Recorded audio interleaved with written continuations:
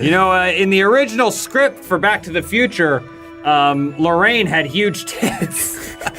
3 decades later, I finally got my tits in Beowulf. And it was thanks to the power of computer technology. In the first draft of Back to the Future, the time machine wasn't a car. It was a refrigerator. It was like a refrigerator machine, and Lorraine had huge tits. Wait, hang on, Mr. Zemeckis. Yeah.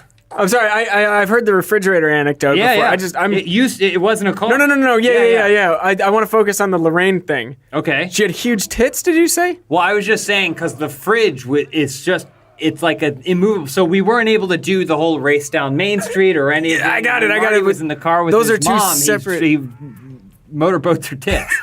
He motorboat his mom? Yeah. Well, no, the fridge. It was the size of the time machine. It was big. So when I was putting that with the race down Main Street, in fact, we had originally said it. That's how they got the energy to power the time machine, and her tits were just spilling out of the top of her blouse. No. Stop right there. That's what I want to focus on. The time machine? No. The tits. Nevada. The tits. Oh. Spilling out of her blouse. So thank you for asking. We actually took a lot of the stuff that didn't make it into the final version, Back to the Future, and we repurposed some of that, some of the early drafts of Forrest Gump. So for example, refrigerator thing, there was a whole thing with Elvis, and Forrest's mom had massive jugs. That's what I wanted to talk about. The Elvis? No, the jugs. We actually had to find a lookalike to get Elvis to. I give up. You're doing it. I give up. I think when I was making this movie, I wanted to be true to the source material. I thought Angelina would be perfect. And then, of course, with the technology we were using, we could make her already massive jugs even bigger. And so we did that immediately. Actually, you can't even see it much in the film, but Anthony Hopkins also, we added several cup sizes to his breast as well. Sorry.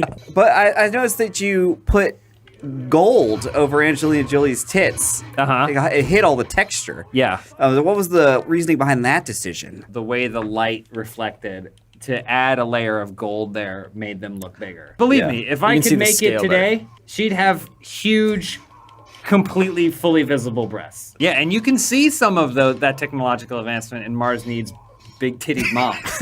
Sorry, that's what it was originally called. And I remember working with Robin Wright on the set of Forrest Gump, and we'd often have conversations during downtime where they're setting up lights and stuff. Yeah. And she'd say to me, if you ever have the opportunity to put me in a movie in the future where you can, using a computer, make my jugs much bigger, I'd jump at that opportunity. And I never forget that conversation we had with her on the lake in Alabama or whatever.